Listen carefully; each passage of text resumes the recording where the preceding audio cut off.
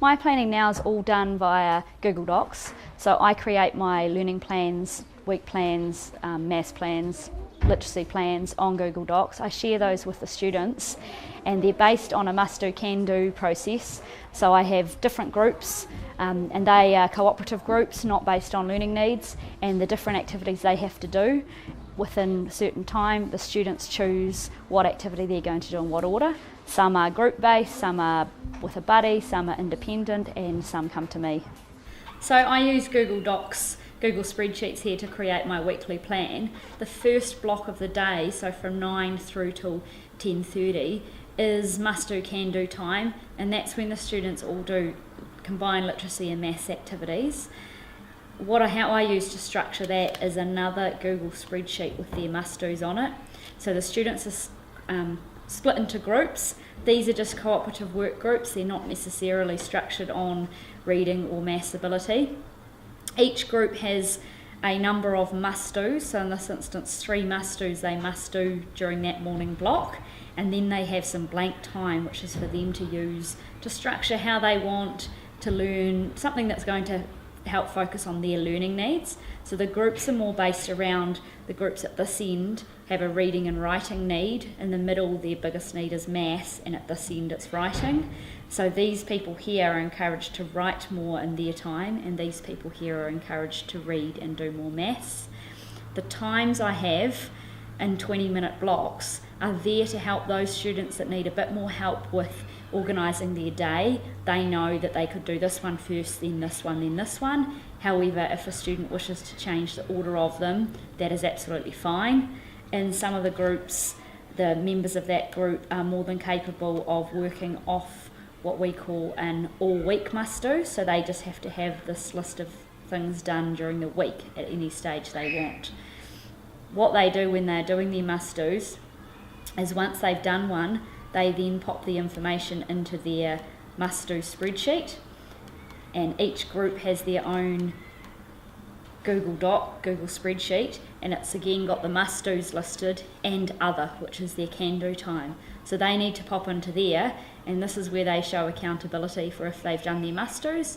They pop in what they did, maybe who they did it with, how they found it went. Was it easy? Was it hard? Do they need a better challenge? That's really helpful for me because I can go in and see exactly what work they did. I know if they finished the work, they need more work. I know if it was too challenging. I know if it was too easy. And even if I'm not out of the classroom or from home, I can look and see which work I need to set for the next day. I can also see in the other time, what have they been doing to focus on their learning needs. And if it's, for instance, a student who should be focusing on writing and they've spent half an hour reading, I know to have a quick chat with that student and work out, was there a reason they didn't work towards their learning need more that day? Maybe they just needed a break.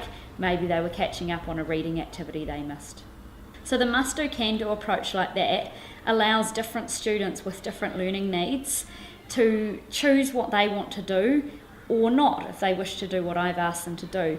I can choose having the freedom if I want, but I don't really choose it because I do all the stuff in the order that it has to be. So it means that a student who prefers to learn through a structured method can follow that, but a student who's more than capable and wishes to spend an hour on maths today and no time tomorrow is able to do that. Some students I find like to get involved in a task and carry it right through, and others like to do a little bit each day.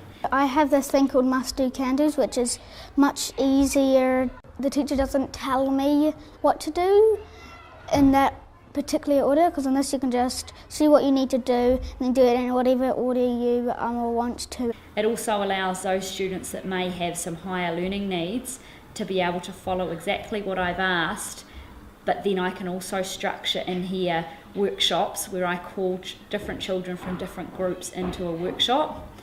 It allows me the freedom to run those workshops wherever because I'm not tied to seeing a particular group. It also allows me to have a look at their must-do document and see, oh yes, that student and that student may need some help, and I can run that workshop. We've got any order they prefer to do these in. Some students prefer to get straight underway with their maths in the morning, and others prefer to quietly read to build themselves into the day more. So along with the must-dos on our must-do document at the bottom of it is the students' maths groups, who's in each group, the strategy they're working on, and their WALT. There is also their reading groups, and that's where they just look to see, have they been changed groups, are they working with the right people? The maths groups here, their WALTs, they actually link through to the students' work. So if I pop into this one, it links through to our Google Class, our e-learning site.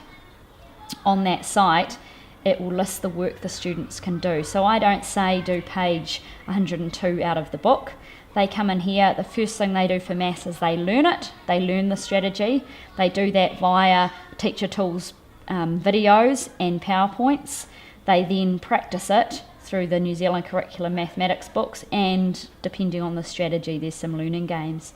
So when the students are doing their maths, they choose what they are going to do for practice it. They choose between the page range where they're going to work. They choose how much of it they do. They choose to move on if they've got the strategy, or to keep working on it. They can decide to pop back a page, and they can choose any of the appropriate strategies for them. And so there's students who are working on another strategy at home, or students that have got a strategy before I next see their group, and they can move on and work on the next one. So once the students have completed the Learn It and some Practice It, if they really think they've mastered the strategy, they move on to what we call Prove It. They use their iPads and they use the Explain Everything video, and they create a video that explains how they do the strategy. If that video is of good quality and will help other students, I then upload it to that strategy page so that it can help other students. The students will keep the video, however, themselves, so when it comes time to revise, or if they've forgotten how to do a strategy, they've got the teacher tools, but they've also, more importantly, got it in their own words and in their own speak to help them revise the strategy.